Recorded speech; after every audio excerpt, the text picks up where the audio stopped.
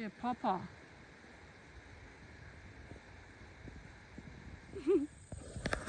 Hi.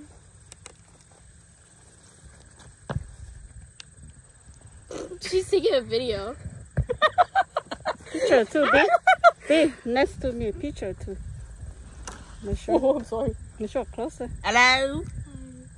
This is a video, silly. Well, she can take pictures. Yeah, nice picture. Thanks. Mom, can you wash your stuff? Oh.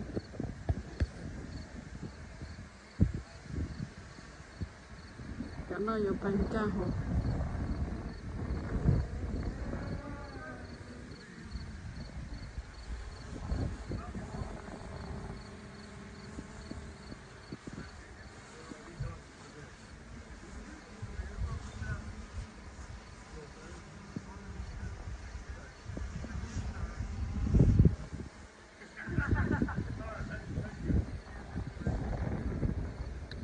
Cảm ơn bạn chơi một số.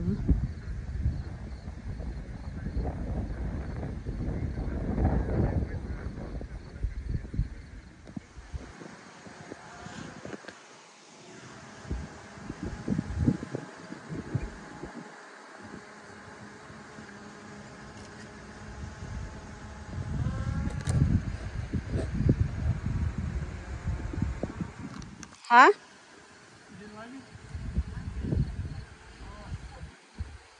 Con trai. Con trai thế à? Quá scary nè. Yeah, because I'm scared of heights. Chà mà mình hay, only nó này chỉ bỏ mà mình đi. I was leaving, but you were talking to someone. No, I didn't. Or you were sitting here, right? No. Oh, never mind. Cô nhóc đã.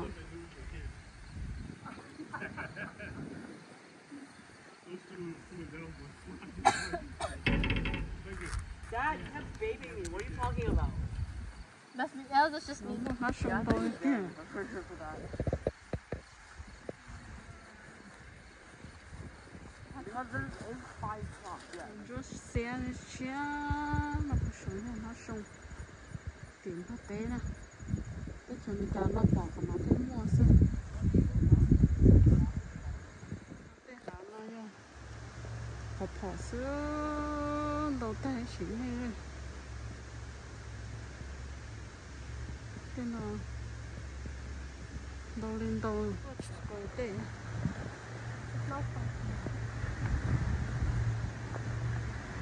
Wow, nó tốt cho kìa.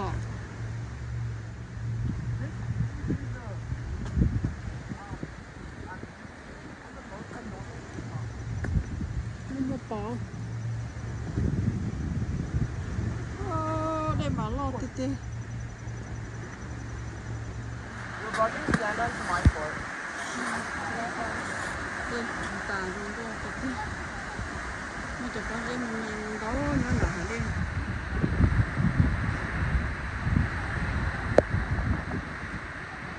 Mấy bé bé muốn chè nhưng mà chè nên được có đi.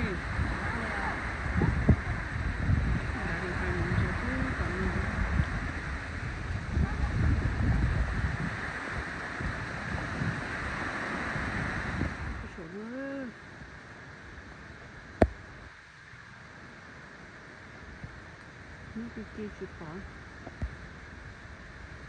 Mình cho. Chứ xét nhìn thò chỉ lá chỉ tê đó nó đây kìa để nhắc cái nó mẹ ai cho bông phơi hoa mà lo đồ hết gì chỉ cho cụ cho sẽ ta nữa chỉ cho ở bên luôn nhóc sồn luôn tôi sồn nó chỉ bỏ đi rồi nhóc từ làm cho chứ phải tàu liền của sáng thì tiếc là chết chỗ đã chứ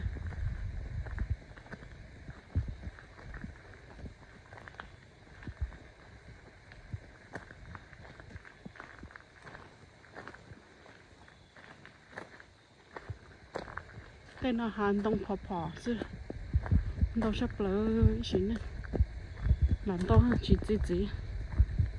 đâu đi tên nó ít chân tôi chỉ là cho nhau răng ta bố thế chân đầu tay chỉ nên thế hà nó ra hàng gì phò xem nó cho chỉ tôi nó chỉ tao cũng không tao liền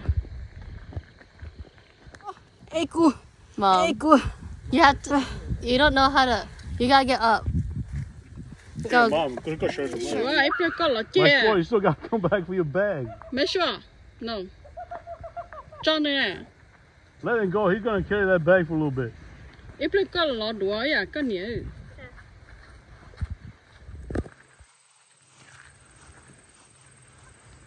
tôi bị ấy à chị ơi nhà thật ta ơi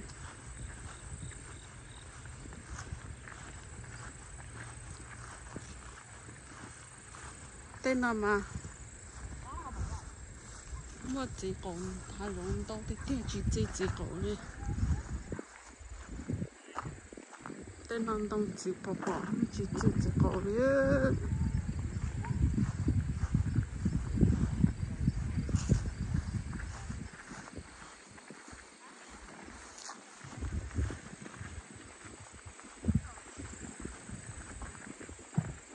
Switch. Don't mind.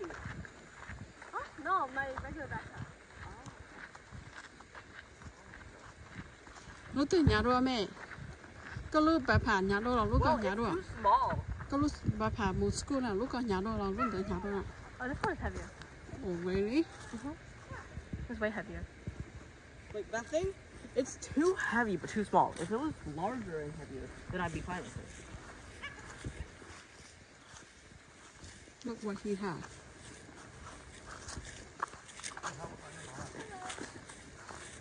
cô nhỏ có à cho cô bỏ à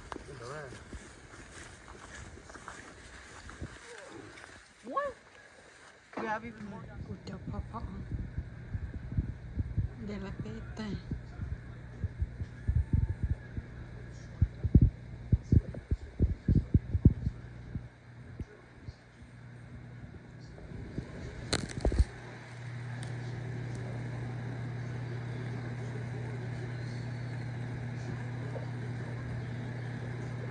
lọ cứ